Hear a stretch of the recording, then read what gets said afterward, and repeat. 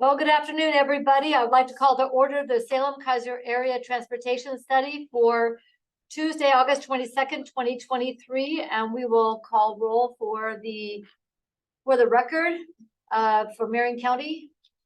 Kevin Cameron, Commissioner. For City of Salem. Trevor Phillips, Counselor. And myself for Keizer, for Salem-Keizer Transit. Sadie Carney, Director for Subdistrict 3. And for the City of Turner. Steve Horning, City of Turner Mayor. Thank you. And for ODOT. I'm Brandon Williams, Senior Region Planner. Thank you. And is Polk County on yet? Or the school district? Okay. That 1, 2, 3, 4, 5, 6, 7. That's everybody, right? Did I miss anybody, Teresa? No, I've got everybody. All right, perfect. Thank you so much. All right, the first order of business is to approve the minutes from the July 25th, 2023 meeting. Were there any additions or corrections to note? Hearing none, motion to approve as presented. So moved. Second. Move Counselor Phillips, second Director Carney. All in favor, please signify by saying aye. Aye. Aye. Aye. Any opposed, signify by saying no. Motion passes unanimously. Thank you very much. They stand approved. We will now move to public comment. Is there anyone here from the public who would like to address the policy committee today? There are a few folks here. There we go. Hello. There we go. Hey, Della. Hello. Okay. Seeing none. Let's see any hands raised. And joining us are Janelle Shanahan, Marion County. and Delicini, City of Almsville. okay, and so folks online know whose staff members are here. We'll start with Carl Lund, Marion County. Teresa Wisenheit, I'm with Scats. Rick Jaffe with Scats. Steve Dobrinich with Scats. Ray Jackson with Scats. Really Warnicki, City of Salem. all right. That's that way everybody knows who's in the room because that picture is really, really small. Okay, let's go through item D, which is to add a new project to the SCAT 21-26. Yep. And Steve, the floor is yours. Okay, thank you. So I'll share my screen. This is also in the packet for anyone following along separately. It is item D in the packet. This color, kind of a orange salmon color. Thanks, Ray. So this is the request for an approval of resolution 23-20. And the second page is more of an overview. But it is a request to add a low-no emissions 5339 grant that SAMTD received from the Federal Transit Administration to the TIF and the STIP. They received, the grant itself was $6.5 million, and then there's local match of $1.1 million provided by the transit agency for the investment and purchase of 5 battery electric buses, and then the accompanying charging equipment. So this doesn't involve any SCATS discretionary funding, but it's a great boon for the region when we get federal transit funding like this. So that's really all I have to say about this, other than the request approval. And that this, well, the other thing I'll just mention is that this is part of a larger move towards electric buses that the transit district has been making. And I think they already have 10 buses that have been delivered, and accompanying this grant, they're going to be ordering, I think, up to 10 more between this one and then one. You'll remember there was a congressionally designated spending bill or line item back in the spring that was for electric buses as well. So this just adds to the to the equipment and the vehicles that will be coming to the chariots and the Salem region. Madam Chair, just for clarification, we just need to add this to the list because they've got the funding. It just needs to be on our list. Yep. So Madam Chair, I'll move that we approve resolution 2320, amending the SCATS FY 21-26. Add project number 234.8, well, what is that? 23488. Salem area mass transit district, low or no emissions bus charging infrastructure. Could you guys like change your name so it's not so hard to say? Say chariots. Yeah, I think it requires legislation, but I'll second the motion in both regards. It's been moved and seconded that the Scotts Policy Committee approve resolution 23-20, moved by Commissioner Cameron, seconded by Director Carney. Is there any further discussion or questions on this project? Well, for the record, Commissioner Mordhorst is here and is present for the vote for 23-20. All in favor, please signify by saying aye. Aye. Aye. Any opposed, signify by saying no. There are no objection to receiving federal funds that come into this area. It passes unanimously. We all love to get the money here because we know how to spend it properly. All right. Yes, I said that out loud. Let's go on to item E, which is the Scouts Federal Aid Urban Boundary Revision. Ray, the floor is yours. Okay, I'm gonna start off with the green packet as a memo that discusses some of the items that have happened since last month. So basically, as you recall, last month provided an overview of the urban areas as defined by the census after the 2020 census. And the need to make that into the federal aid urban boundary areas that we'll need to include the FAUB, and those are shown in the maps that the slides that are attached to your packet. Since we talked, we had a discussion at TAC, and they provided some guidance on methodology that we should use for going from the urban area to the federal aid urban boundary, and that's discussed in the memo. Basically, two of them are an urban growth boundary for Salem, Kaiser, or Turner, or Amsville is larger than the census delineated urban area. The FAUB will extend to the UGB boundary and encompass the entire that urban area. So the examples were in the maps are in West and South Salem, southwest part of Turner, and south and the west part of Amsville. When connecting, now as you recall on all the maps, the blue is the census defined urban area.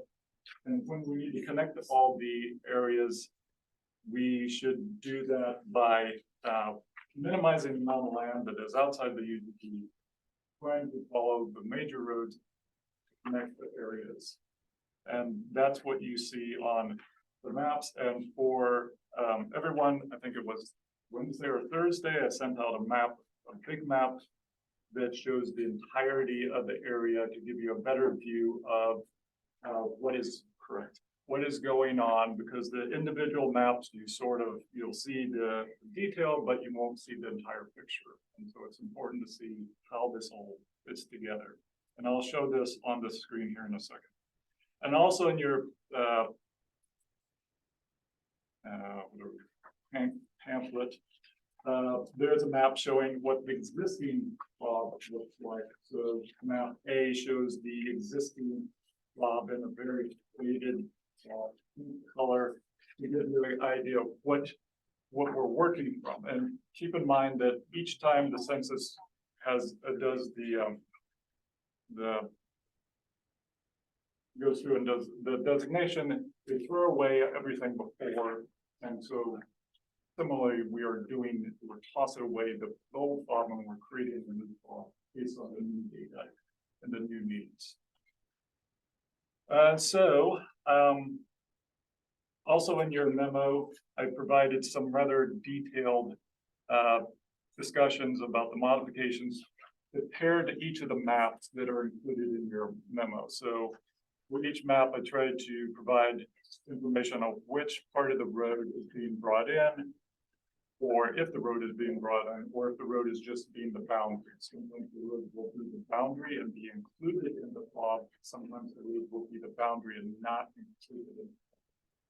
This is important for some of the roads in Marion County and Polk County, which are more rural in nature and outside of the designated urban areas. So I can either, at this point, work through each one of these, start from the bigger picture and take discussion, or how would the, yes, Commissioner? So if I may, Commissioner, just a moment. What I would prefer is to ask each jurisdiction to comment on any pieces of the FAUB that impact their area, questions and comments, to do it that way. Take questions, because some of these are a duh. Right. Can we do alphabetical, or should we? I'm gonna start with Can Tim. I just ask, maybe Ray, you can go back to the 30,000 foot level, what's the FAUB, how does it impact Okay. the future? I think that's important. Okay, for so everybody to thank you. understand. So the FAUB will be used for the next 10 years until the next census, decennial census. It is used to, roads within the FAUB, it's mainly to say which roads get federal aid or can have received federal aid. Within the FAUB, we have roads of different functional classifications. So minor collector, urban minor collector and above may receive federal highway funding. Local streets may not. Outside of the FAUB, local streets and rural minor collectors may not receive federal highway funding. Rural major collectors and above can receive federal highway funding. That's the big difference for this. There's a little bit for FEMA, but hopefully we don't have a flood or anything that requires that sort of discussion. So that's the main reason for the FAUB. It's also, for now, it's done across the country. It's done for all communities that are 5,000 population or above. And so as part of this process, we'll be making a recommendation to ODOT. They will review this for the next couple months, and then they will submit it to Federal Highway by the end of the year for their consideration. Then Federal Highway will make the final call what the FAUB actually looks like at the end. Thank you, Madam Chair.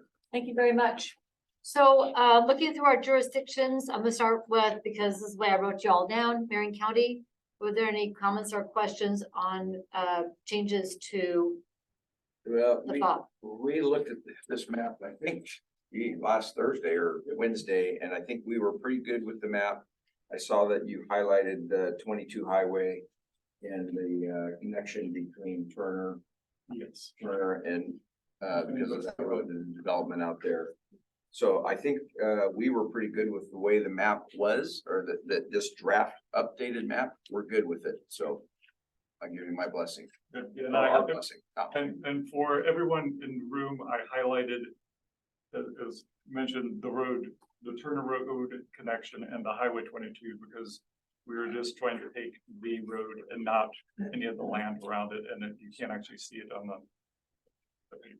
So for everyone online, you can zoom in on the PDF and be able to see the lines. Okay, some kind, well, transit, you don't have FAUB lines.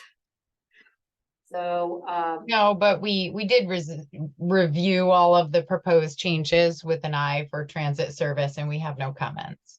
all right, thank you very much. City of Salem. Thank you. And Councilor Phillips, Julie Warnicki is also in the room. Yep. Julie and I had a chance to briefly review this, and I think, Julie, correct me if I'm wrong, City of Salem's okay with this, as is. Correct. I'm seeing a thumbs up. Okay, thank you, Julie. Okay, Turner, any questions or comments?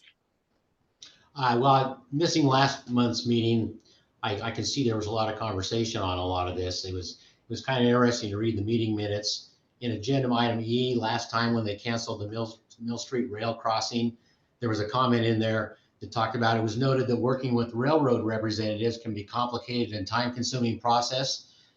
Have you heard of SCATs? Holy cow, this is quite the pile of information on this.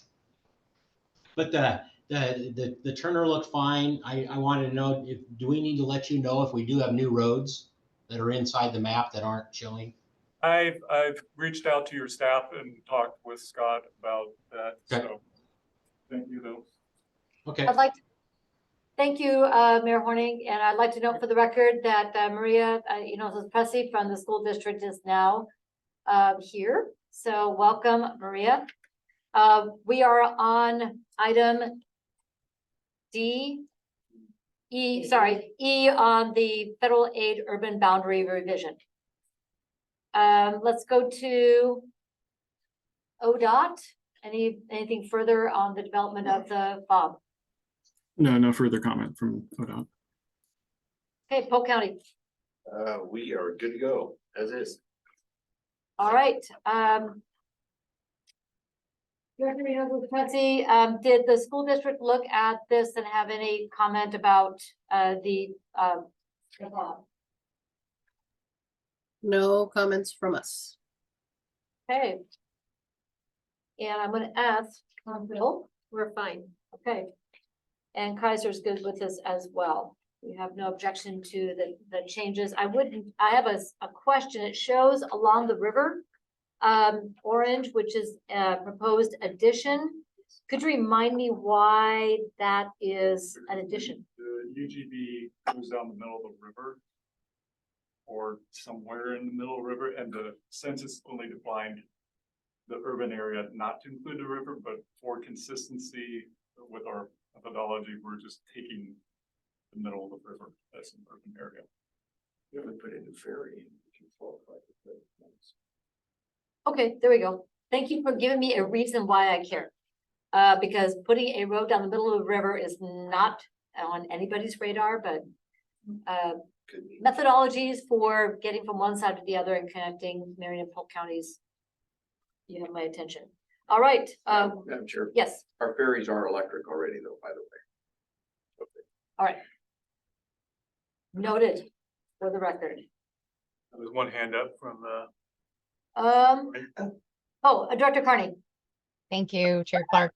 I just had a question about number 10, the Salem Minto Brown Island addition. And just so that I am tracking the outcomes of addition to the FAUB, does that mean, or would it potentially mean that if we were wanting to improve a roadway in Minto Park or a parking lot, that we would be kind of hardscaping and doing a lot more stormwater management? I'm concerned, one, because the stormwater runoff, if we have to add additional hardscaping to that area, could potentially have impacts, and it's a very flood prone area. So I imagine any kind of stormwater mitigation or work that was associated with roadway improvements out there could be really costly. So the including within the FAUB, the design standards for the roads only apply above minor collector, and all the roads that would be within the Minto Brown Island Park would be local streets or sub-local streets, whatever. That's right. Okay, that makes sense. Thank you. That gives me a lot of comfort. Yeah, so, yeah. Brandon. Thank you. So I'm actually taking a look at the agenda materials and comparing it to the online map that the ODOT consultants had put together. And actually figure 8.2, I'm a little bit concerned that the Brooks interchange is not included in there. In reviewing the online tool, Brooks was included as proposed.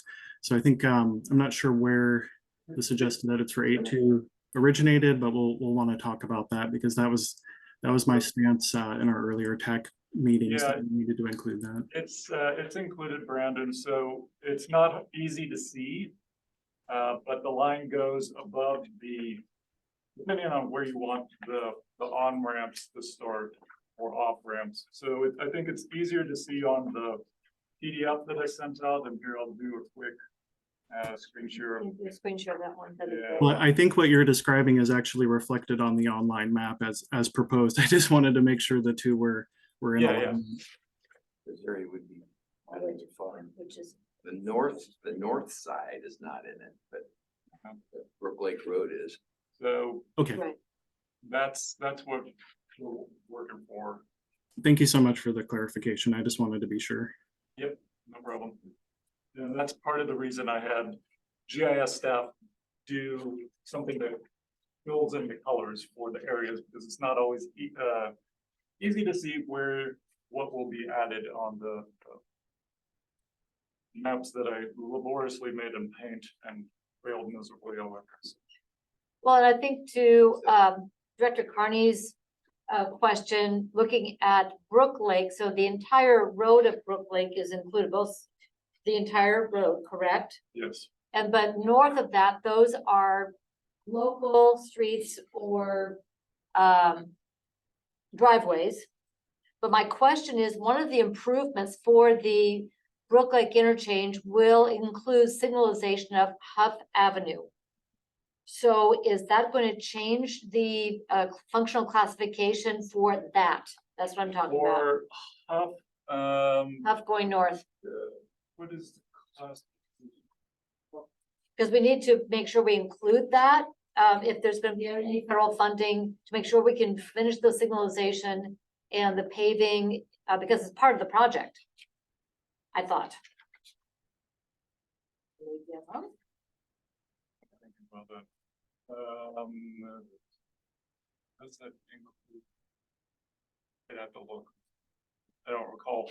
The intersection would be covered, but you know, maybe up further north. Yeah, because in Huff will connect the May Uh, trucking. May Trucking and the Powerland Heritage Park. But it's private right now, right? Huff on the north side. Maybe just a small section, but the interchange would be public, right? Well, right, and the signal at Huff and Brook Lake will be public, and that's included. Because in the design that gets signalized, you're pushing everything away from the interchange for safety, mobility, and all the modes that are working through there, so. I just want to make sure that we don't end up in a hard spot because of what's north of Brook Lake on Huff. Currently Huff seems to be a local, Okay, so. so ODOT can still fund it.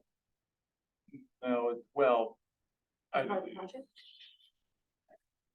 federal funds actually aren't used, Huff itself wouldn't be, but the the whole street would not be Okay, just the intersection? intersection. part of it. Okay. Yeah. That helps. Thank you so much. All right. Just want to make sure we don't end up with a split jurisdiction that puts this project, which is so critical for our region, in any sort of gray area. Well, it would be all Marion County Road. Yeah. I I want to support it. Very important. Okay. Thank you for answering those questions. Any further questions on the FAUB? Okay, we will need a motion to approve the revised SCATS federal aid urban boundary and direct staff to provide this information to ODOT. So moved. I'll say. Moved Counselor Phillips, seconded Commissioner Morforce. Any further discussion? All in favor, please signify by saying aye. Aye. Aye. Hi, Any opposed, please signify by saying no. Hearing no objection, motion passes unanimously. Guys, go forth and vote. Nice work. Yes, this is beautifully done. Thank you. Yeah, and I'll bring an update towards the end of the year if there are any changes with my ODOT or the federal highway. Okay, thank you very much. Let's go to item F, which is the MPO composition and cooperative agreement. And I'll turn it over to Mike to lead off. Thank you, Chair. So I have a presentation plus the memo that's in your packet. So we're going to talk about adding Oswald to this SCATS metropolitan planning area, and also adding the city to the MPO board, policy board. Good. Topic. Okay. So just to go back a little bit, we learned that the urbanized boundary was going to extend out to Oswald at the very end of 2022, and then we reached out to Oswald to talk to them. We reached out to other MPOs because we knew this was a topic of interest for us to see what other MPOs are, how they're constructed and what their boards are like. And then we really didn't take up the subject until about June with you. We were busy with adopting the long-range plan and the TIP. So as a refresher, in June, staff presented some research and a memo on board representation of other MPOs in Oregon, plus a few other non-Oregon MPOs, describing how their composition, their membership, and also their voting process. We reviewed our current SCATS cooperative agreement and the bylaws. We provided a list of all the SCATS representatives from 95 to 2023 to show you the turnover of membership. And then as part of the discussion, the PC had questions or issues about school district membership and tribal membership on SCATS. We had questions about who should or should not be signatories for the cooperative agreement. We talked about a little bit about the one vote per member process versus a proportional representation voting process. And we talked whether we wanted to have a facilitated process to work through any options that we needed facilitated. So we had that discussion in June. In July, we really didn't have another item on it specifically, but we talked last month about staff work. So I had identified a number of potential facilitators we could use if we needed a facilitator. We talked a little bit about the Celeste tribe. Chair Clark shared some discussions she had. And we answered some questions about why the school district isn't a signatory to our current cooperative agreement. And here in August, we have a new memo. I decided to do this one in question and answer format because I thought that might be more direct about what your questions might be and then trying to answer them. So, and they reflect the questions you've raised over the last couple months. So I'm going to go over that today. So in your packet is the memo. Let's start off with why are we doing this? Well, these is all due to the census, right? We can talk about that. And there's several primary actions because of the census. We have to update the FAUB. We just talked about that. We also have to update the metropolitan planning area, which is a different boundary. And then we have to discuss options for adding Oswald to the MPO. So just for clarification, here are two maps. The one on the left is the FAUB map you just were talking about. And the one on the right is the current metropolitan planning area. And you can probably tell the one on the right, the planning area, is a larger area. It's different than the FAUB one, but it's where our MPO plans its projects. It's the urbanized area, and the definition is, I think on previous slide, let me go back up. It's basically a contiguous area expected to be urbanized within a 20-year forecast. We have to update this MPA. It's not due until December 26, but we're going to start this over the next several months. So the time frame for the FAUB and the MPA are quite different. We're going to finish up the FAUB pretty soon. We're going to start working on the MPA, but we have a lot of time to do that. And additional details about the MPA in the memo. Getting to the cooperative agreement at Oswald. When these cooperative agreements were defined in legislation, they have this thing called the 75% rule. So imagine an urban area with maybe a dozen or 20 cities, and they're all inside this urbanized area. An agreement can be done by 75% of the population of those urban areas, including the major city. And that's kind of the regulations that were written into statute, into regulations. Now, we have found that most MPOs include all the local jurisdictions, not just the 75% or more, but they try to get all of them. That's true of the ones that we had. But the composition of the MPOs can be different than, let's say, who are signatories on the agreement. So an example that I cite is in Spokane. The Spokane MPO is the entire county, Spokane County in Washington. They of course have the major cities in there. And for the smaller cities, they are signatory of the agreement, but there is one seat on the MPO that rotates among the small jurisdictions. So you can see that there can be a difference between who signs the agreement and who is on the MPO board. You can have those differences, and that's just of the general purpose governments. In addition to that, you can have members on the MPO board that are not general purpose governments. We have the school district, they're not a general purpose government. You can have a port. Metro has the Port of Portland on their MPO. You can have a major employer. Spokane has a major employer. So there's a difference between who is signatories on the cooperative agreement that goes to the governor and who could be on your MPO board. So just for your information, I'm not leading us to any choice. I'm just saying there are differences that's up to the MPO about who they want, who has to sign the agreement, and who can be on the MPO board. Right. Commissioner? Can you highlight Jefferson, for example? They're in Albany's MPO, they're actually in Marion County, and how that agreement? I'd have to look through my paperwork. I don't know if I have it, but I think they were invited because they're in the urbanized area. Right, but they're not voting members. Jefferson's not a voting member? Okay, I'd have to take a look at that, but I guess you could do that too. Yeah. So you can have non-voting members. I'm pretty sure they're not. Yeah. They don't have representation on the MPO down Yeah. there. You could have non-voting members on your MPO board. That's another kind of facet of how the MPO boards are built.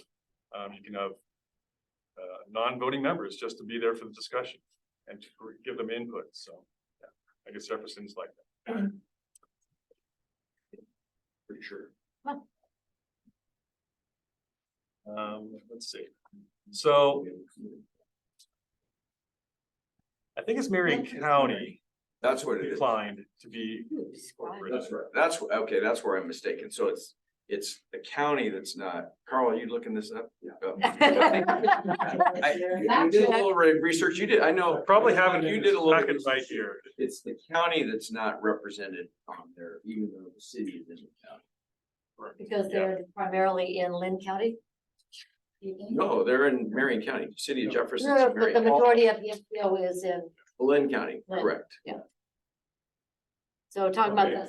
the Yeah. 75 rule. Albany has Albany, Jefferson, Millersburg, and Tangent, Benton County and Lynn County, plus ODOT. I guess they don't have Marion County. Yeah, that's what it was. Sorry, I was confused easily. It's all right. So there is a difference between who's on the agreement and who could be on the MPO board, and it's up to the MPO to decide who they want on their board, besides general purpose governments. Now, we did set a precedent when we added Turner in 2003, because the cooperative agreement has to be by 75% of the population and jurisdictions that they represent. We didn't have to actually put Turner in the cooperative agreement. They could have been on the board, right, as a member. But they didn't have to be actually part of the cooperative agreement because we have already reached that 75%. We had like 99% of the population covered by Marion, Polk, Salem, and Kaiser. But we decided to add them on in the cooperative agreement as a voting member. And if you look at our cooperative agreement, ours is very specific about who's a member and how many votes they get. And I see that's fairly common to do that in the cooperative agreement and also do it in the bylaws. So we kind of set a precedent that when Turner came in, we added them to the cooperative agreement, and we also added them to the bylaws. You don't have to do it that way. Your bylaws can be different than your cooperative agreement, but I'll tell you what we did 10 years ago or 20 years ago. Yeah, it's been 20 years. Yeah. Yeah. So that leads me to question 4. Could we just add Onslow by just amending our cooperative agreement, amending our bylaws? And after looking at that, my answer is yes, but I don't think it's a good choice for us. So just like I said a minute ago, you can add more members via your bylaws. You can add school districts, you could add ports. If you wanted to add the community of Brooks for some reason, although it's not incorporated, I guess if you wanted to make that choice, or if you had a major employer, we had a major employer in Salem that you wanted to have, or maybe even the airport, but that'd be kind of strange if any airports are part of MPOs. So, like, again, I'm saying you can add Allensville as a member to the MPO via the bylaws and not have to do the cooperative agreement. The problem is now you have one document that says Allensville is a member of the MPO and a voting member of the MPO in the bylaws, but you haven't updated your cooperative agreement, so they contradict each other. Everyone follow me so far? Okay. So that option is possible, but not necessarily recommended. What other information should we know when we're deciding to add Allensville to the cooperative agreement as a voting member? Well, adding one more member makes unanimous votes a little more difficult, right? Because you're adding one more jurisdiction to the discussion. However, we still have a process, even if we don't have unanimous votes. Can I press pause here for a second? I want to really make it clear to everybody, the unanimous vote is only on very, very specific items. Every vote we have done today is not that. They're all majority rules. Well, wait a minute, adding the bus. Yeah. Because there's no funds involved. There were funds involved. Our cooperative agreement talks about the 2 documents and adopting those documents. That's it. So adopting the long range plan, adopting the TIP. So when we are amending the TIP to add a project, we are just amending it. We do it in a meeting, we have Robert's rules, we have majority vote on that amendment, up or down, and we don't have to have unanimous vote. Yeah. So I want to make that really, really clear because I think there's been some, especially with as many new people have come on to SCATS and this discussion about unanimity. We love being unanimous about supporting our transportation system in this region, and we have worked really well together. But the requirement at this time for unanimity on a vote is only those 2 planning documents. We just happened to hit the sweet spot this year where they were both due. That is unusual, and it won't happen again because they're on different cycles. So lucky all of us, we got to do both of them this year. But all of the other votes we did today, when I asked for yays and nays, it wasn't because it was going to send it back out for something more difficult. It was because the yays and the nays count. Does that help clarify what we're talking about here on the unanimous vote is only for these the 2 planning documents? And we've had to work to reach that space through a lot of collaboration, a lot of conversation. I've been through this process myself about 3 times. I think it's really, really important to understand that those are separate and apart from our day-to-day voting. Does that help? Okay, back to you. So this flow chart is in the cooperative agreement. Going back through time, looking at how it was developed, it's a very smart way to do it, especially for our situation. So most of the time, one of those documents comes to the policy committee. We take a vote. If it's unanimous, it's adopted. So it's just through this, get my cursor to work. It's just through this process here. Unanimous vote, adopted. In my 30 years, I don't think we've ever taken the other pathway, but it's there if we need it. And it was devised by people that preceded us, but it's a case where should a document not get that unanimous vote at this meeting, or some kind of meeting like this, it can go to these 4 or 5 jurisdictions, Marion, Polk, Salem, and Kaiser, and the Transit District. their boards would look at the document.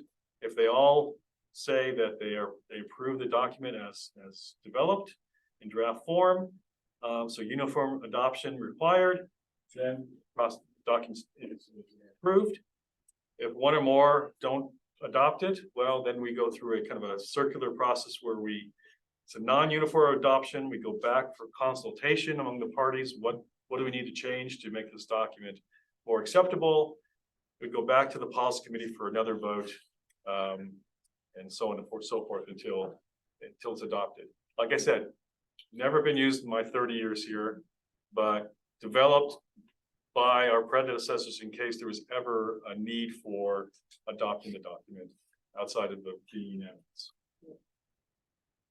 Questions on that particular piece? Want to make sure everybody understands what we're talking about. So we've got what we generally are doing, which is we discuss, we negotiate, we work on the content of these two planning documents to reach consensus to the greatest degree possible, and then we push it forward.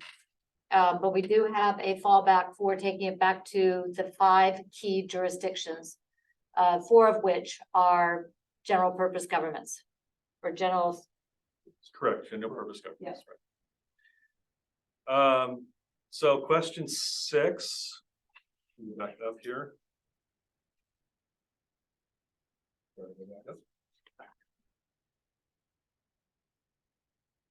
I brought this up a little earlier. Why isn't the Salem Kaiser School District? They're a voting member, but why aren't they a signatory?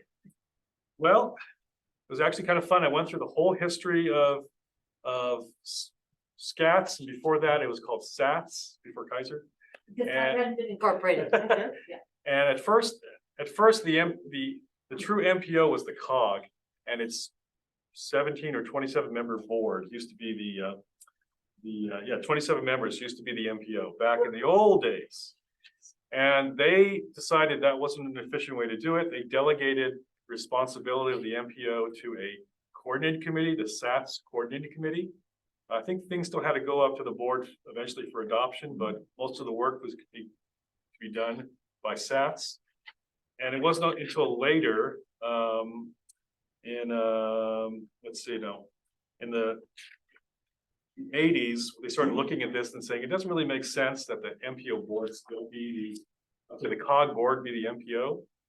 So they agreed that instead of the COG board being the MPO, that it should be the major jurisdictions and agencies that are doing the transportation in Salem Kaiser be the policy committee. So that was done in the mid to late 80s. That cooperative group that I talked about, SATs, it also included the school district back then. So what I'm getting to is the school district has a long history of being on this coordinating committee that preceded current makeup of SCATs. When SCATs was developed in this kind of current form, the school district is kept on the committee, but because they're not a general purpose government focused on transportation issues, they were not needed to sign the cooperative agreement.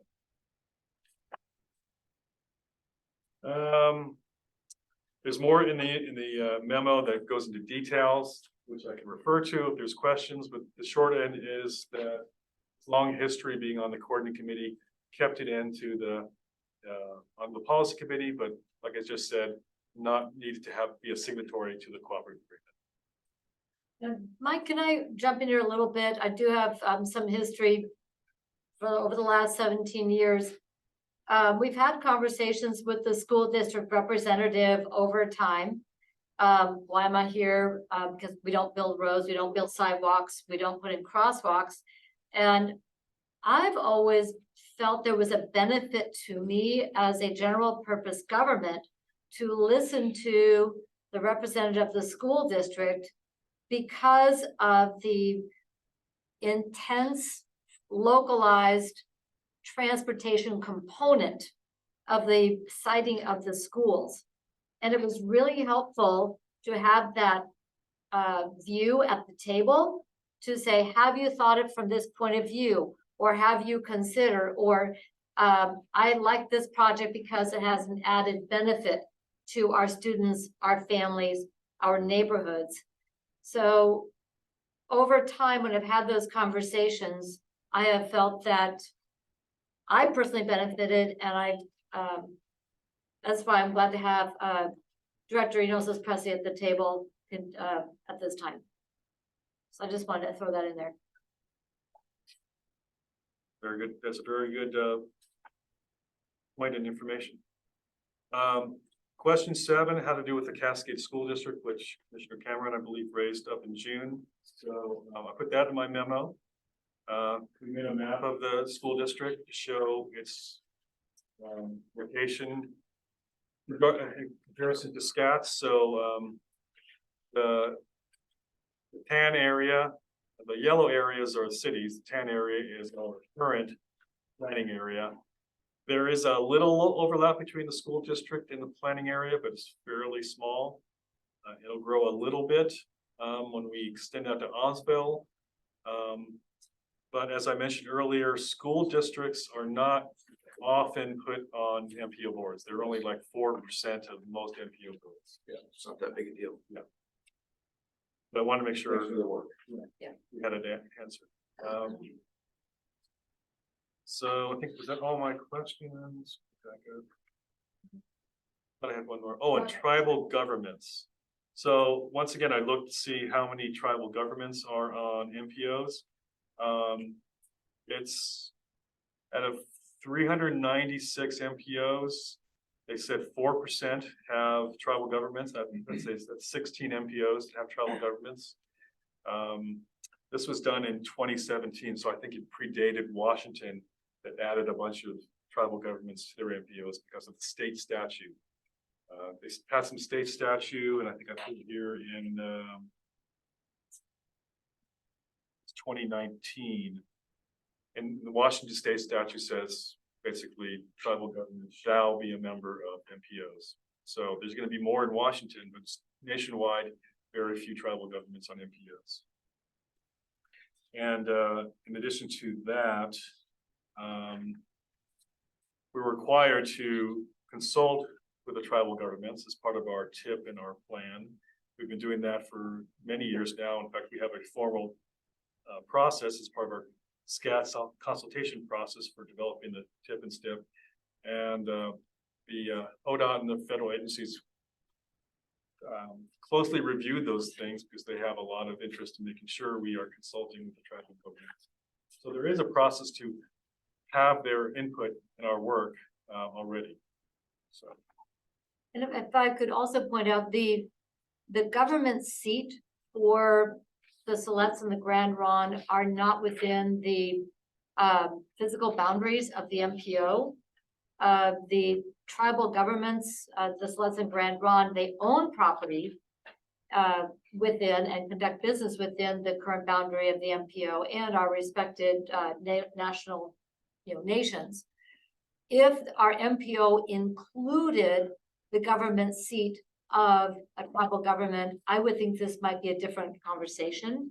If the town of Grand Ronde, city of Grand Ronde was included, which who knows, sometime from now that area may become its own MPO. So I think that the consultation, making sure that we are working with the tribal nations is extremely important. And they are also represented on the acts, and that is through the state. So completely separate. I understand that, but I want to make sure that people understand that the tribal representation for the Area Commission on Transportation has always been and will continue to be an important part of our collaboration. So hopefully that covers a lot of the questions been raised in the last couple of months about this topic. Where are we right now? Well, this kind of simplifies it quite a bit about our options. We could amend the SCATS bylaws. Before we go to this, Dr. Carney has a question. Okay. Thank you. Just a point of clarification. Thank you, Chair Clark. And that is the due date. Let me see, I have it in my notes here. the MPO needs to be sent to the governor, or MPO approval needs to be sent to the governor, and it's due no later than 12/29/2026. Does that mean it's due to the governor at that point, or must the governor have approved it by 12/29/2026? I'll have to get back to you on that. I'm not quite sure which of those dates is approval or sent. But that's not the MPO, that's the boundary. That's the Right. boundary has to be the governor by that. Oh, okay. Boundary, yeah. The boundary is set in legislation about how soon you have to adopt it. Got it. Uh, Okay. The discussion about who's on the board and when we change the cooperative agreement is totally up to us. It doesn't go to the governor. If, this is the distinction, there's certain changes you can make, like just adding Almsville because we expanded the boundary, just like we did in Turner. When you expand the boundary and you include a jurisdiction, a general person's jurisdiction to, because of that expansion, you don't have, you update your cooperative agreement, but you don't have to send that to the governor for redesignation. Which is item number 2 above on the screen. So let me go through this. This might be helpful. So if we added Almsville by amending our bylaws, it can be done in any policy committee meeting. Just put it on the agenda. We can add them. However, as I mentioned earlier, now we'd have a contradiction between the list of members in our cooperative agreement and the list of members in our bylaws.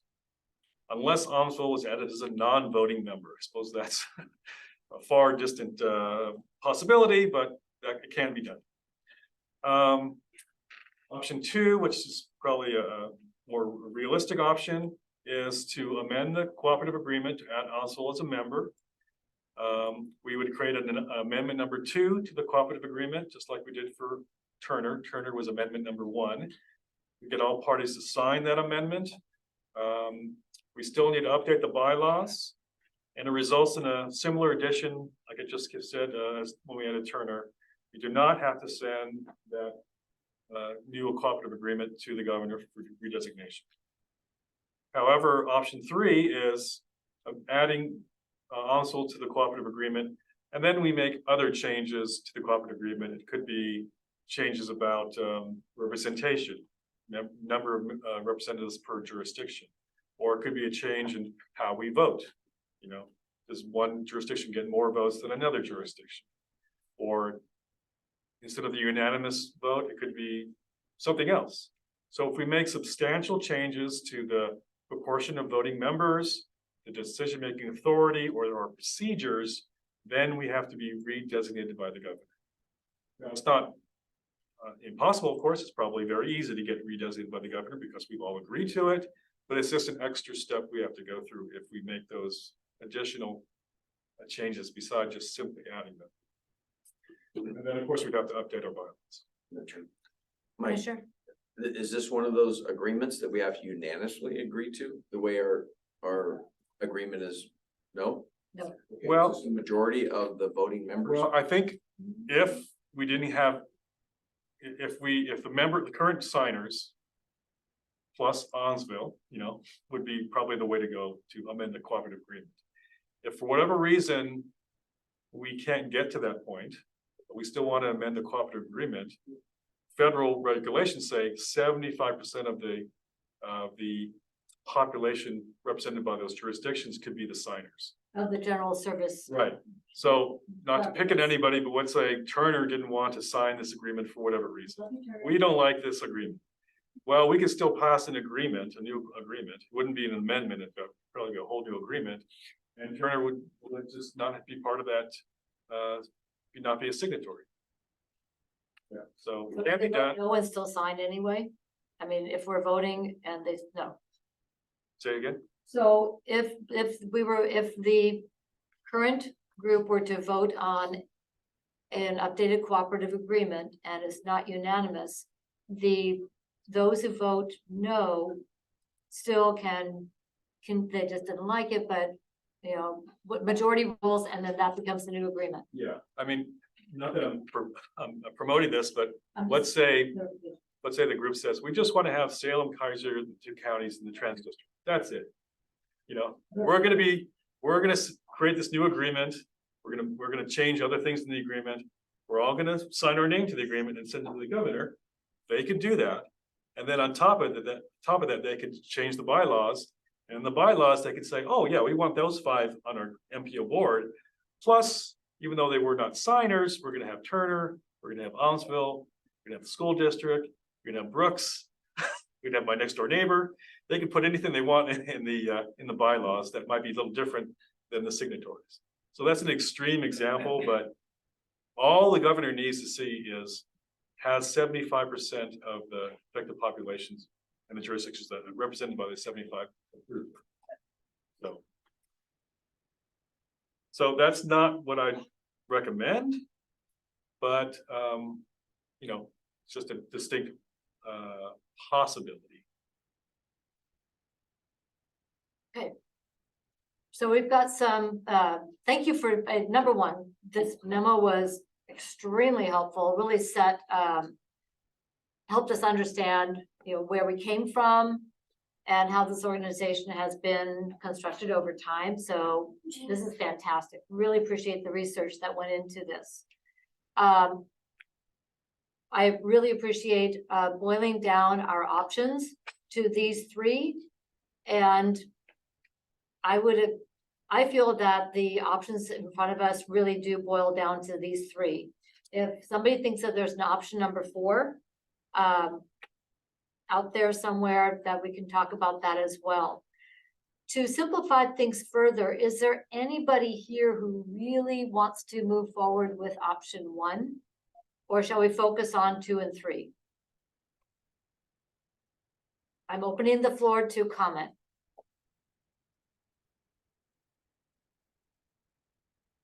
Crickets. I think that's a no. I think that is, so what I'm hearing is that that this group would prefer to focus in on items 2 and 3 and drop option number 1. Is there anyone who disagrees with that conclusion? Put it that way. Okay, we are going to focus on numbers 2 and 3 and however that evolves. So we've got option 2 is laid out, and then option 3, which would have some additional conversation around what changes would happen with if it's not just a 1-for-1 in as put forward in number 2. Okay, I've tried to put that in my words. Any questions on where we are going with this conversation? Can you repeat what you just said? I can try. Okay, so the conversation will focus on numbers 2 and 3. On number 3, that has more details that are not outlined here yet because the results on voting, voting distribution, voting structure, and whether or not to retain the unanimity component of adopting our 2 plans, those would be on the table for discussion. Under item 2, as I understand it, that is a 1-for-1. So I'm trying to focus these 2. Madam Chair, so item 2, add Almsville. When you say 1-for-1, you'd add Almsville and they become a voting member. That is the way I And we understand amend- option number We 2. amend our agreement and move on. And the bylaws. Yeah. And then on number 3, to have an additional conversation about what that looks like if we are going to retain the 1-to-1 or if we're going to look at a different model. And or if we are going to retain the unanimity requirement for our 2 plans, just those 2 plans, that's the only thing that has it right now, or adopt another process. So those I understand, I believe, are the 2 additional conversation points that would happen under option number 3. Is everybody clear? Yeah, so option That. 3 would obviously take a lot more discussion of what potential changes do you want in the cooperative agreement. So it's a lot for fuller discussion to have. And could include a facilitator. And could include a facilitator. So one thing I would like to bring to the conversation with the addition of Amsoil, love Amsoil, and I love having, we got an absolute ringer here, by the way, with Della. Della, can you tell us what you, and in your role on the act, you don't represent the city of Amsoil, you represent a corridor. Can you talk to us a little bit about that? Sure, I represent Highway 22 East. So that's from the edge of Salem up to the end of Marion County, past Marion Forks. And how are you So- selected? The area puts forward who they would like as a representative, and usually nobody else comes, so I get to stay. And then I make contact periodically with the different cities to make sure there isn't anything they need me to bring forward. So I wanted Della to explain how this works with the Canyon cities, because this model that we're using at the Area Commission on Transportation has allowed for participation and representation and communication with small jurisdictions who oftentimes cannot field their own representative. Would that be a fair statement, Counselor? Yes. So can you talk about how that, as a counselor from a Canyon city, pluses, minuses? Well, sometimes it's hard to get communication from the other cities just because they're busy and doing their own thing, especially with Detroit and Mill City and Gates and stuff right now with the fires. But we just try to make sure if there's anything on the highway they need, that I can bring it back. So sometimes I hear a lot, sometimes I don't. So as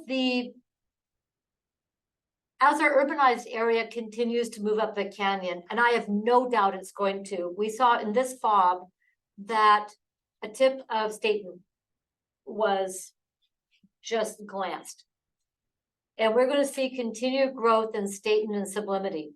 I would not bet against those two coming into our urbanized area in 2030.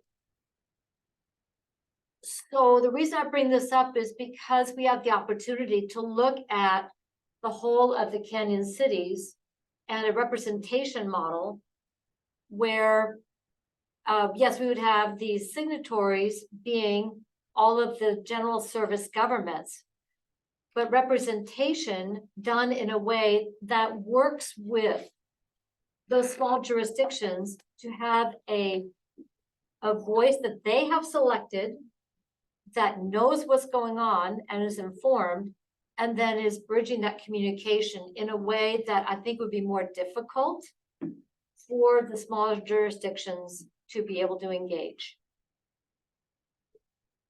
So I don't know if that can be done under 2.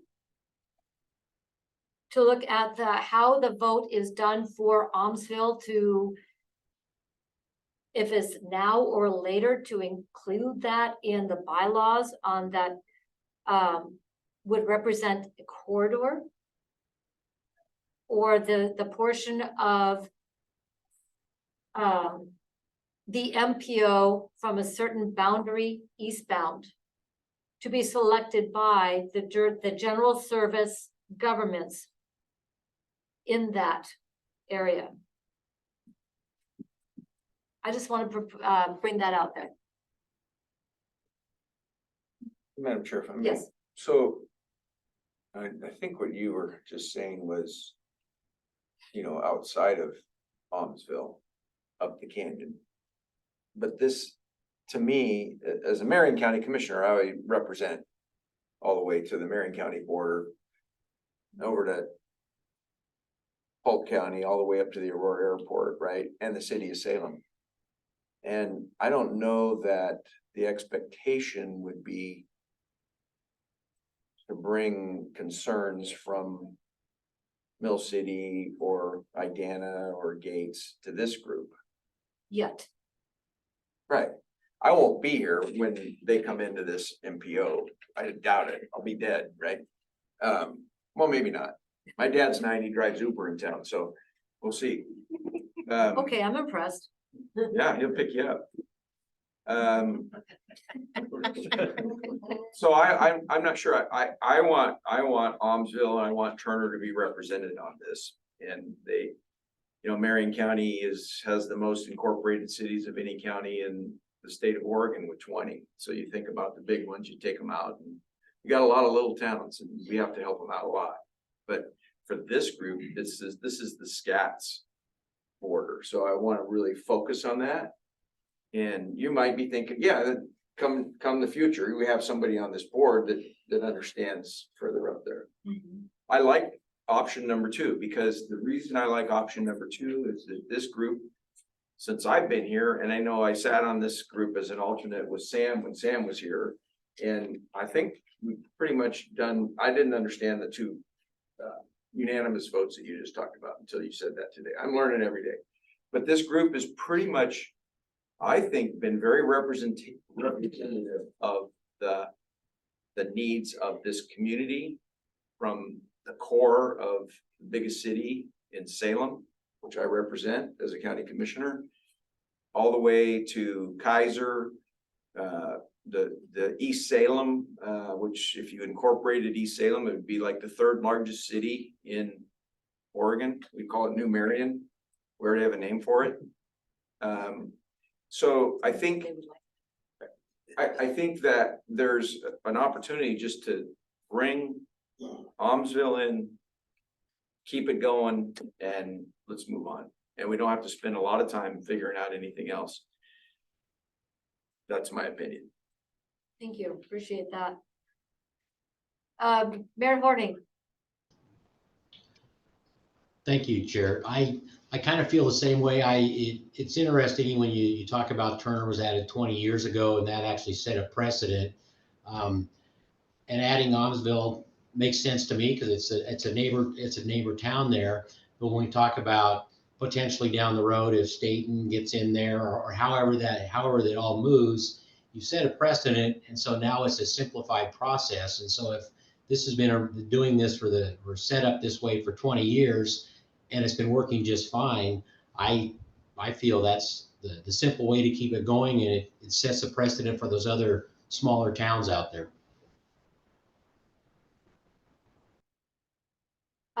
The other, I don't want to leave this, but there's also another issue that has been raised and is on the other end.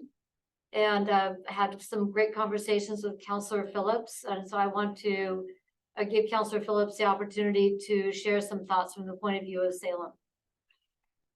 Thank you, Chair Clark. So, I mean, I think with the kind of keeping it simple, choosing between 2 and 3, Salem prefers option 3. I think that your Chair Clark, your comments about like our future are important to consider. And, you know, Salem believes the time is now to, you know, maybe address some of the perception of disproportionality. You know, we're the general purpose government that has 60 or 63% of the population in its, you know, jurisdiction. I don't see this affecting any past votes, you know, in the last couple of years that I've been an alternate or, you know, this, I'm a full member now. I don't see any upcoming votes that having us have an extra vote would have as an example of something that we would be interested in considering through a facilitated process. But as the, you know, the biggest, you know, general purpose government, we have some concerns about adding Almsville without, you know, going through a facilitated process and looking at, you know, how we can, you know, bring our voice to the table. Because as one, you know, unpaid volunteer, I know others on this body also have that experience as well, but representing close to 180,000 people, it is hard for me as one person, even though I have an excellent staff member in Julie Warnke, it's just very difficult to bring our, you know, complexity of our voice to this process. So, you know, if we were to add Almsville, and I'm not just speaking on behalf of myself, this is something that, you know, we've spoken with Mayor Hoy. We would be interested in adding another vote from the city of Salem, which I don't think would change anything, you know, like but I don't want that to weaken my argument for what I'm trying to see. I think having, you know, another full member from Salem, you know, if we had somebody from Ward 8 or Ward 5, you know, you just have different you know, this is a big city now, and there are concerns that I cannot track as well as the number from Ward 3. You know, there are a lot of projects on our list in Ward 3. Kind of makes sense to me that, you know, I'm here, but that's just 1/8 of what our city has to offer. So, you know, I am that squeaky wheel in this process. It's awkward, but I really feel strongly that we should go through a facilitated process. And yeah, I'm trying to have those conversations with my colleagues. Thank you, Mayor Clark, Chair Clark, for your time, and thank you, Commissioner Mordhorst, for your time. I just, yeah, I mean, if there's any questions, I may not be phrasing this as clearly as I'd like, but I'm trying to do my best. Thank you so much, Councilor Phillips. Just so folks know, there is a precedent in another organization that is a collaborative organization that where many of our jurisdictions are involved in, and that's the Mid-Willamette Valley Homeless Alliance. On that board, as it was formed, Salem and Marion County were allowed 2 representatives. And all the other signatories have 1. And it was to bring not so much a vote count, because we've never gotten to the point where that's an issue. It was for additional voices at the table for the more complex jurisdictions that were at the table. Marion County at the Homeless Alliance for Homeless and Housing Services is a very major player, as is the city of Salem. So that is why that was constructed that way. So as I was talking with Councilor Phillips on where did this come from, what is the idea behind this request to consider adding a second representative from the city of Salem to the SCATS policy committee. That was what came to my mind on what has been done and what has worked, just so we have 2 people from the most complex jurisdictions in that organization. So I just want to put it out there so people understand this is not me, that's never happened before. Questions and comments? Commissioner Mordhorst. So a lot of the history of this committee has really been based on collaboration, working together. That's why this committee works so well. With everybody having equal vote at the projects that the city assemblies put the home projects in the tip, as do the individuals. But the projects stand on their own. And we all are surrounded and we're supportive in Salem, and Salem is our hub. So even though we may not live outside of Salem, we are still, all of us, part of Salem. And making sure where we all have the equal vote, which is very unique. This is the one committee I serve on that probably has the least amount of disagreement because we are all equal. And I hope we can maintain those individual votes and based on that. So, thank you. Thank you very much. So, Director Carney. I think, okay, I think Maria may have had her hand up just a shade before me, but thank you, Chair Clark. I would just say the thing that comes to my mind again and again is the statement in the cooperative agreement that says the SCATS policy committee, which is us, right, shall review this agreement on or before January 1992 and every 5 years thereafter and recommend revisions as desired to the parties. And I know that it is part of our Unified Planning Work Program, or the UWP, whatever that one is, our work plan. But I don't think that we have, as a policy committee, taken the time to explicitly review the cooperative agreement, and we certainly have not updated it in 20 years at least, and then it was just the addition of Almsville. And I consider it kind of a responsibility and good government to follow through on the actions that are set forth for the committee in the documents that we are using for guidance. And I just want to put that out there. Yep. Thank you very much. Director Enosis-Pressey. I just wanted to add my support to Counselor Phillips's request / the city of Salem's request. But I did notice that in some of the other MPOs that were researched, again, thank you so much for staff for putting all that together, is that it doesn't always have to be votes that carry different weights every single time. I think one of the options that came up was if there was a time where there wasn't that unanimity or consensus, then it could get triggered into those weighted votes. And I think that would be an option that could be worth exploring as well, especially when it comes to those two big documents where we want unanimity. I think, again, since we haven't really seen that get triggered where it would have to get to the signatories, but for the sake of time, we could trigger something where it would be a weighted vote, and that might help facilitate the process just in the case that were to happen. But So what thank you very much. And I appreciate looking at that as an option. So at this point, we need to direct staff on what next steps are. And I think we need to, if we're going to go with one or the other, to figure out which direction we need to go. I want to put this out there first. Any additional information needed by board members to understand options 2 or 3? Counselor Phillips. Thank you, Chair Clark. So I don't mean to be difficult, but like if there were a majority today that were to support option 2, what happens if Salem doesn't agree to sign? Because like I don't really want to make this choice today. I would like more time to move forward. And the way I see the best way to move forward is to just go through a facilitated process. As an individual, I'm kind of in favor of the maintaining, some of the history that we've had in terms of keeping the need for a unanimous vote for those 2 important documents.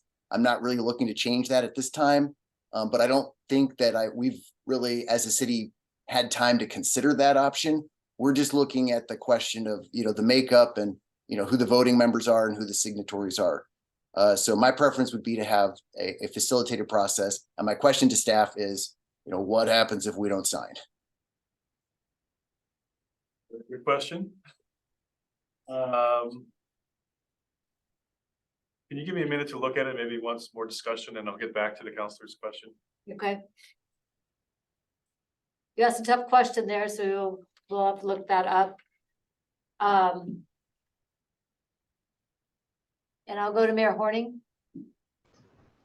Part of the thought process of the larger city, and you definitely have a lot more people you're dealing with.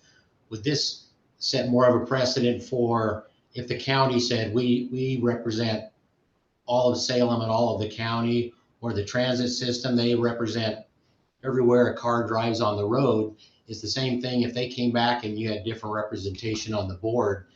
Would that open a door for saying that we have multiple groups that want multiple people on the board? The thought process of that, to where is that something that can be controlled on something like that, so that it's what happens 10 years from now. We're setting a precedent on what we're looking for going forward on something like that. yeah, well, and our precedent is the general purpose governments. Right. And I would agree with that. I think what we're talking about right now is the general purpose governments. But to your point, Mayor Horning, to make sure we're clear about that, at this point, I don't hear from this group that we are discussing the special districts, just the general purpose governments, as outlined in the direction for the MPOs, what we're supposed to be made up of. Did you have something? Well, I was gonna go Counselor or Commissioner Cameron, then I'll go to Counselor yeah. Phillips. I appreciate Councilor Phillips' comments. as an individual who rents a house in the city of Salem and pays taxes, and as a Marion County Commissioner, I represent the people that live, the 180,000 people that he referred to, and I want to make sure that the city of Salem gets what they need to get, as well as the rest of Marion County. So I just don't, I think I've watched this group move forward with the cooperation that they've worked with, and some unique things that we do versus other MPOs. I mean, we complete projects, and we sit there and say, hey, this money needs to go over here to get this project across the finish line, whether it's in Salem or whether it's in Marion County.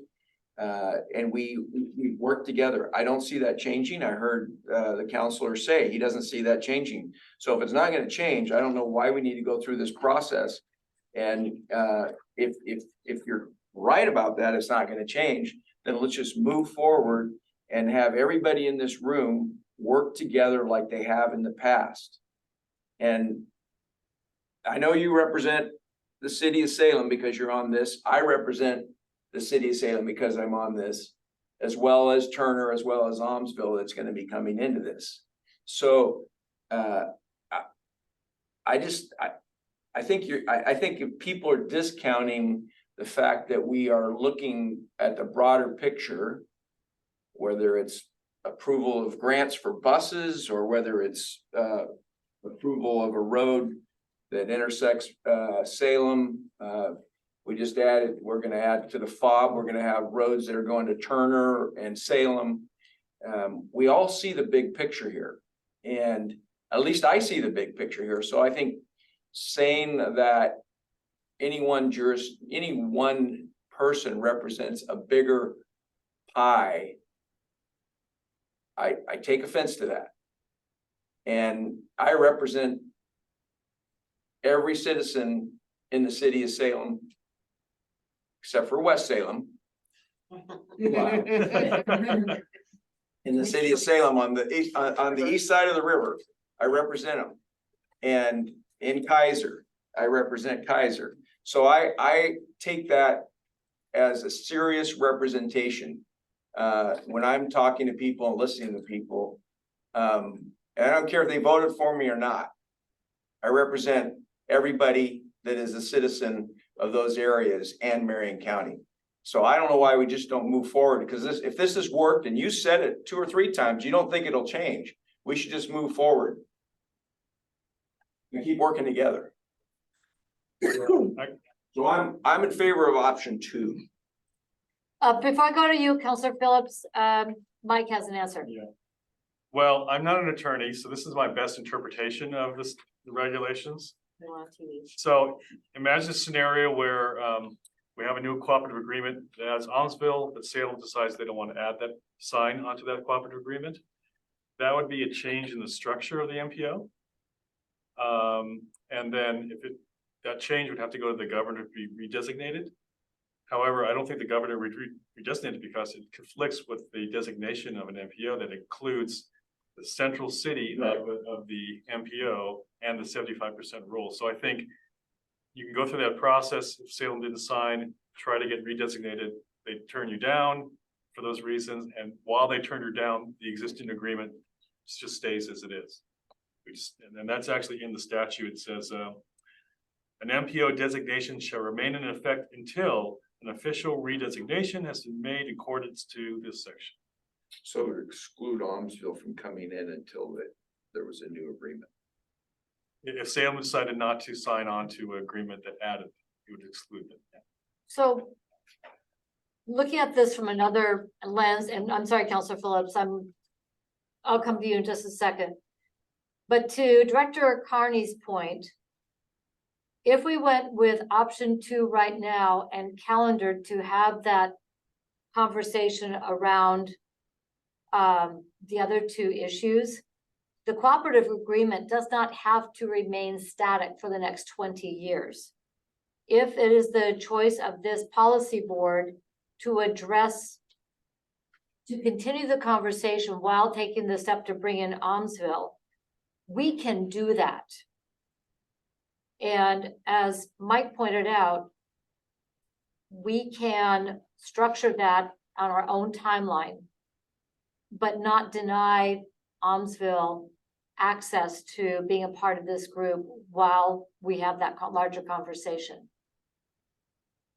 Would that be a true statement? Well, I think we could certainly add Almsville a number of ways. We can add them via the bylaws, either as a voting member, which would cause that contradiction, or as a non-voting member, just to be part of the discussion. We could do that just by a change of the bylaws. But changing the cooperative agreement would require Salem to be on board with that cooperative agreement. So it's really your choice. And I'll also say that in the general discussion about could Salem have 2 representatives? If you can imagine it, we probably can create a cooperative agreement that fits how the jurisdictions want to be represented, how they want to vote. So you could have a cooperative agreement that gave, say, 2 seats to Salem, and either both seats vote, or they have 1 vote between them, but both are members and can show up at the meetings, can discuss information. They can both have alternates. So I can imagine where you could have that. So if you can imagine it, we could probably develop it, but it's up to everyone to kind of figure out what is a good, what works best for the region. Councilor Phillips? Thank you, Chair Clark, and thank you for the answer. I just want to kind of go through and respond to a couple of the questions or comments. So in clarification, I'm only looking at the general purpose governments. Just want to make sure that that's clear. And in terms of, I don't mean to offend anybody. My understanding is that to get that 75% number, you look at the general purpose governments as unique entities.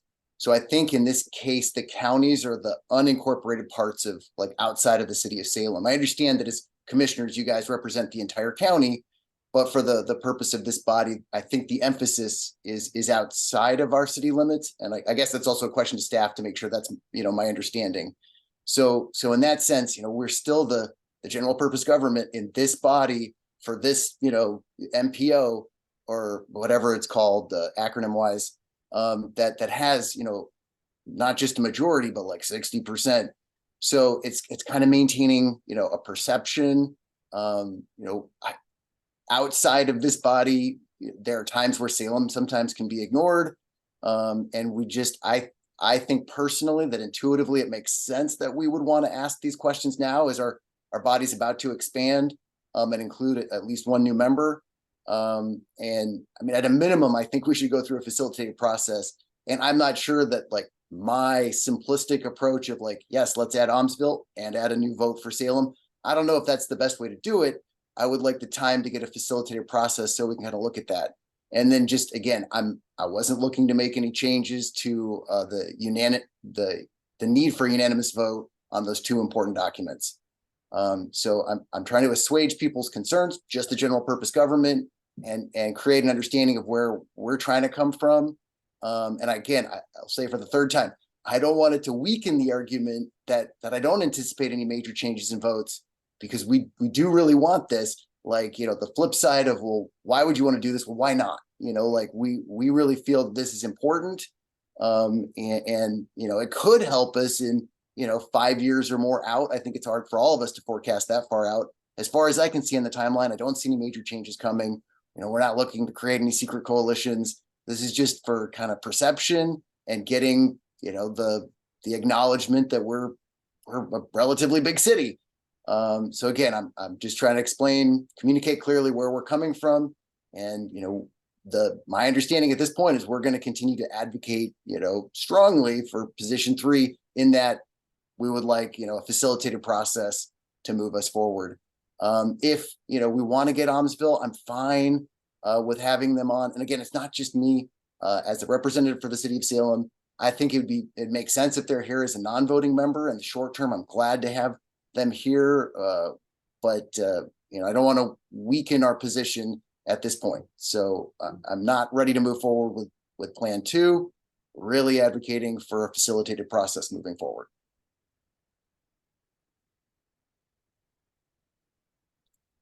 So, before I go to Commissioner Mordhorst and then Director Carney, I'm not hearing any argument against bringing Almsville into the bylaws and cooperative agreement. Can we kind of put a pin in that one, that is a given here? Is there anybody who doesn't believe that's a given at this point? Could you say it again? That Almsville comes in via the cooperative agreement and the bylaws. Does that mean as a signatory and as a voting member? Yep. Yes. I mean, I think that is what's going to happen. I have concerns about the hows and whens. For Almsville. I mean, I understand that Almsville, you know, that seems to be what's kind of generated this, that started this conversation. So, I mean, I think we will get there. The question is when and how. Okay. I'm trying to peel off pieces that we agree upon so we can peel back the onion. So I'm trying to see if that is a place where we are in agreement and put a pin in that one. For Almsville to come in via the bylaws and cooperative agreement. To put a pin that is one that we agree upon. So we can focus the rest of our conversation on this other issue. Can we put a pin in this one? Anybody disagree? I'm still just not clear how that is different than the discussion we're already having, which is between 2 and 3. It's to focus the conversation on what the issue is between 2 and 3. And I don't think, I'm not hearing that adding Almsville to the bylaws and to the cooperative agreement is a point of disagreement among this body. Am I wrong? For me, you're not. I'm just not sure. Yeah, I don't know if the answer is yes or no. Yeah, I'm sorry, I may have spoken in haste as well, because I forgot that we had earlier briefing by Mike talking about the rotating seat for smaller cities. And I think that could be another way of addressing the proportionality in representation that Councillor Phillips is talking about. And so in support of the city of Salem and their desire for a facilitated process and a robust conversation around this, I would say that I can perhaps see how that would not be foregone with a facilitated process. And you had your hand up. So right. I just I wanted to remind folks that the transit district is in favor, strongly so, of a facilitated process as well, for precisely the points that Councillor Phillips is pointing out, to arrive at a more adequately representative and equitable voting structure for the policy committee. okay. All right. And Councillor Phillips. yeah, and I can ramble, I apologize. Buried in my comments was a question to staff. Like, when we look at the members of this and the percentage of populations that they represent, the counties are they represent the parts that are outside of the city limits. Is that correct? I was thinking about it as you asked the question earlier. I would imagine the general interpretation would be the county portion is outside the city limits. Otherwise, it would duplicate the city population. How about the transit district? They're not general government. Yeah, they're not general purpose. They don't have a vote. They have just They their, don't have a percentage vote no, on getting to No. 75. no. We're required to be members by the Federal Transit Administration. Yeah, Okay. right. But there's not a population proportionality here because they're not a general service government. Right. So The school district is not. that's probably a good legal review to ask that question. I don't know if You know it. it's covered in other MPOs when they were figuring out the 75% issue. But my thinking would be that the city's population would be distinct from the county's population within the MPA. So. Thank you. Can you get it, make sure you get that? That's the thinking. Can you get that legally? I will, Can you get that dialed in, please? yeah, I'll have to figure out who to ask that question if it's ever come up, so that's something to ask. Yes. That's in the minutes. Director, says Bessie. Just to, I think maybe point us in the right direction of that question. Back in April, we did have an email from Lori that was kind of like talking about the population breakdown, at least in the MTP. So I know that Salem area inside UGB said like it had over 200,000, and then Marion County was a little over 10,000, and Polk County was a little over 1,800. So at least I think based off of that, I would argue that Counselor Phillips's assessment is correct. Thank you. And just kind of clarifying on that Director point. Carney. Yeah, sorry about the interruption.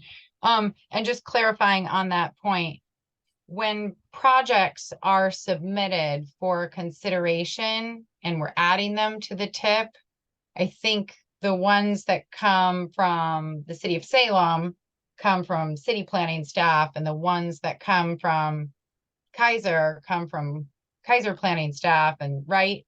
It's just kind of, they each come from the various jurisdictions, and that's kind of what we're doing here. Do I have Yes. that right? That's Scott, just generally right. In some cases, sometimes there's more than one jurisdiction that supports a project. Right. Well, okay. usually, So I yes. think that kind of lends itself to Counselor Phillips' interpretation of representation. I'm a little confused. Counselor Phillips? Yeah, thank you, Chair Clark, and thank you, Representative Carney on this body. I forget your title for Chariots.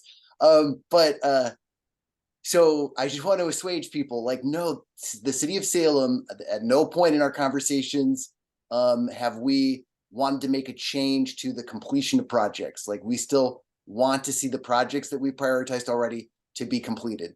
So, this is a different consideration than that.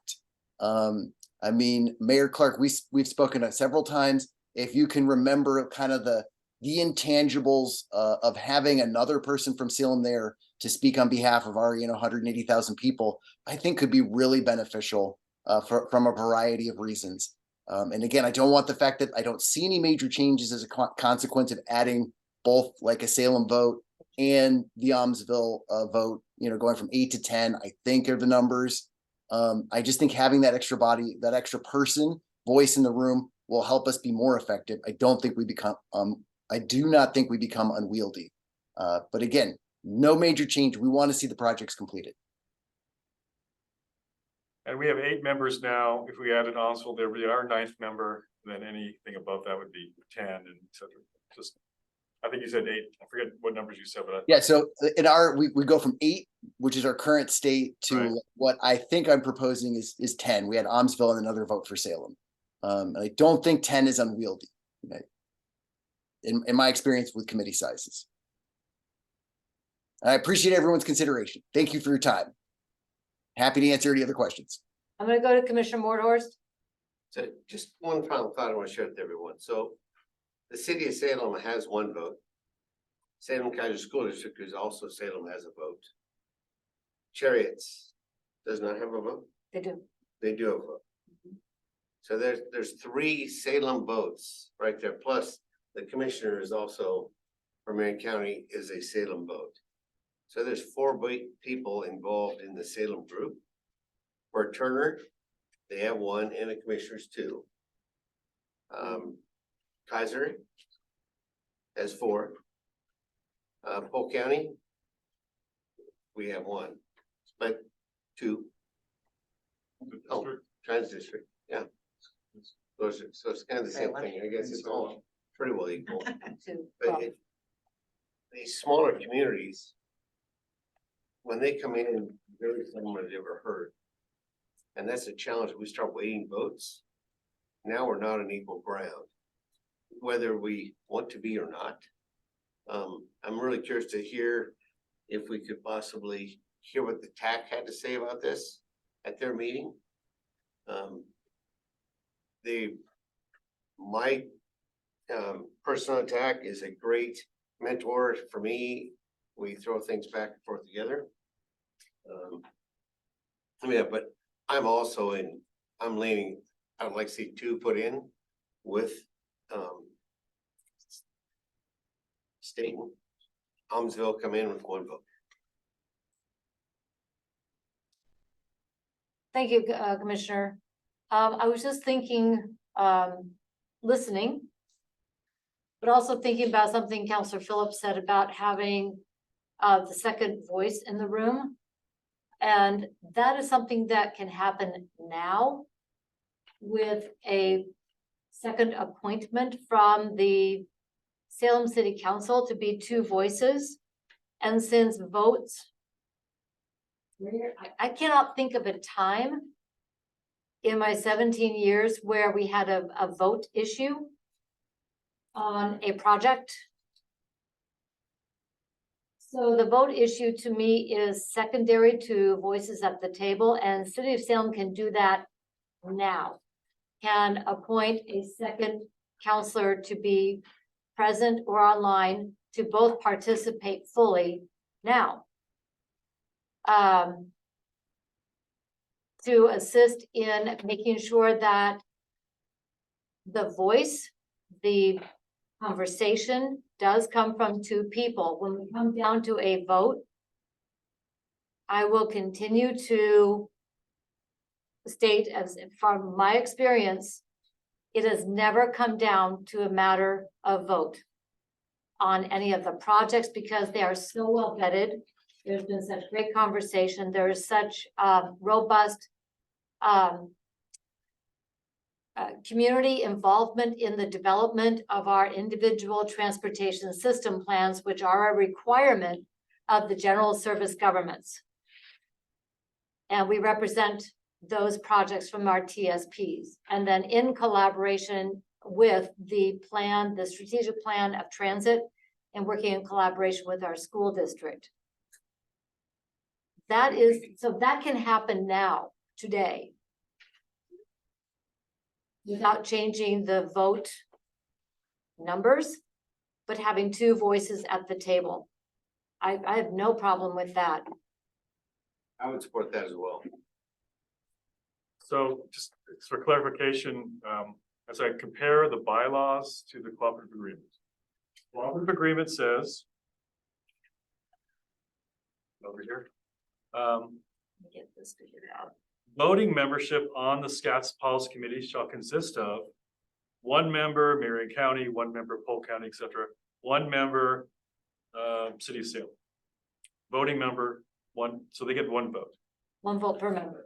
Bylaws say that SCATS policy committee should consist of 8 members. It's easy to change to a different number. Appointed by their governmental unit as identified in the cooperative agreement. These are, and you notice it didn't say anything about voting. Right. These are 1 member, City of Salem, et cetera, et cetera, et cetera. And then it goes on to say the quorum shall not consist of less than 4 voting members. So we can make some adjustments to the bylaws, I think, doing what you're saying, where they still have 1 voting member according to the cooperative agreement, but they have more than 1 representative on the policy committee. So I think I'd have to think through, everything I just said, but I think that's possible. But it may not be what people want, so we'll have to come up with more options for review. What I'm trying to do is get at the problem we're trying to solve. And in part of the one issue is bringing in another general service government. The other being the voices and the perspectives at the table from our most complex general service government. And that is the City of Salem. As a simplified, we're all county votes, we know this. as an option for all of us to consider to change our bylaws where the city of Salem shall appoint 2 members to the policy committee. So to get to Councilor Phillips' point, that we have the opportunity to engage in conversation, hear perspective of, and more deeply understand the complex needs of the city of Salem in our deliberative process, we will gain that that benefit. And knowing that adding a vote, in my experience, would change absolutely nothing. But hearing from 2 representatives, elected representatives, can be very enlightening and deepen our conversations and our deliberations. I'm floating that out there as a compromise. Have at it. Chair Clark, if you don't mind, I don't mind. Councilor Yeah. Phillips. so I'm not probably prepared to answer the question. I appreciate the suggestion. I would need time to talk with Mayor Hoy and city staff. In terms of considering that, I still want to pursue a facilitated process in terms of like new membership, but in the short term, that may get us closer to achieving some of the other goals, in terms of adding membership. I would need time as the representative from Salem to like review. So I appreciate the suggestion. I haven't had a chance to vet it enough. With if the group concurs to table this, so Councilor Phillips can have that conversation with his colleagues, would that be acceptable to this group and bring this back in September to look at what our steps forward would be, but to give Councilor Phillips that time? Director Carney.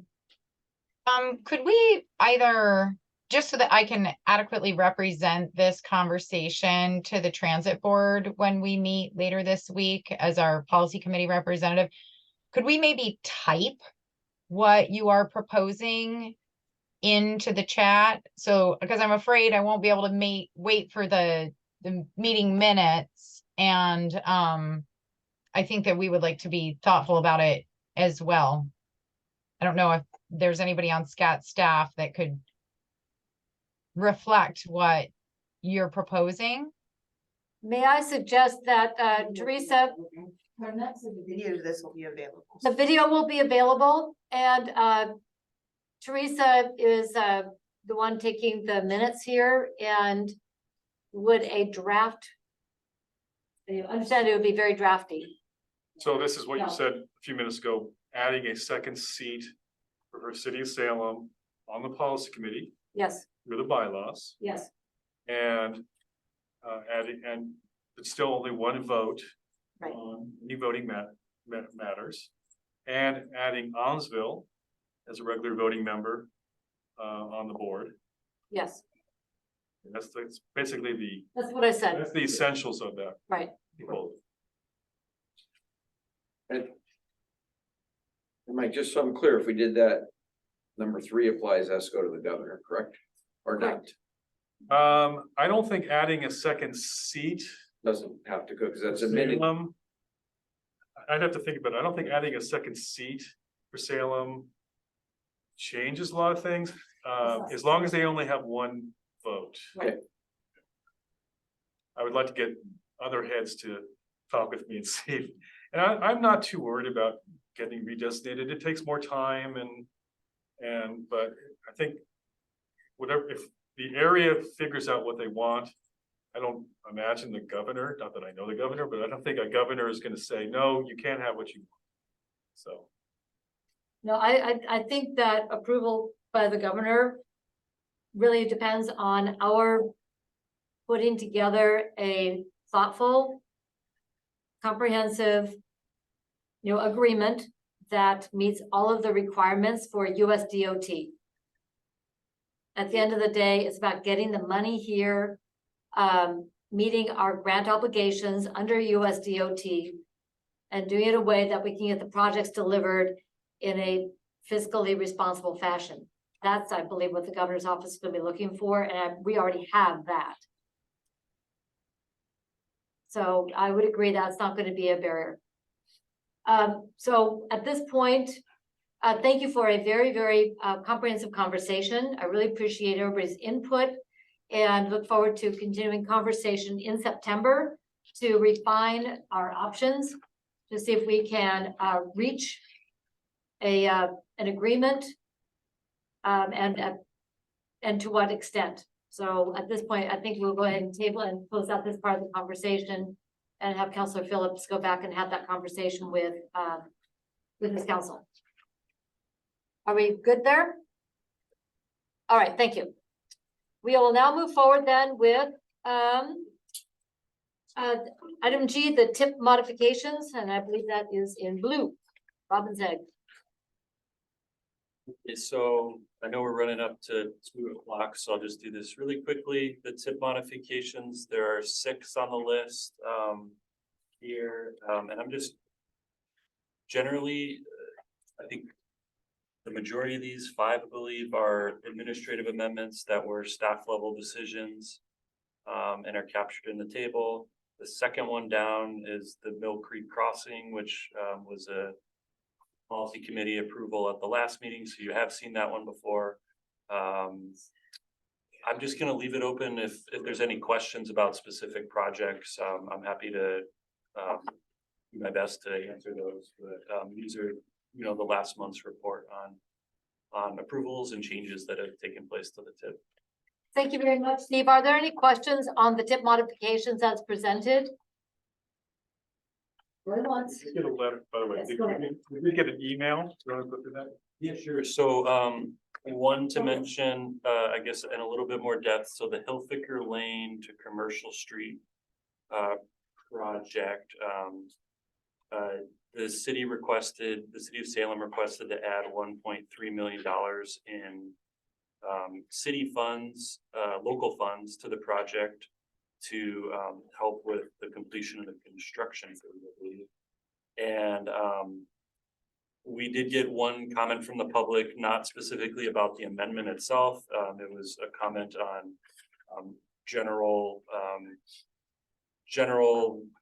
I guess, design of the project and orientation towards vehicle travel and induced demand. So it's kind of a deeper question.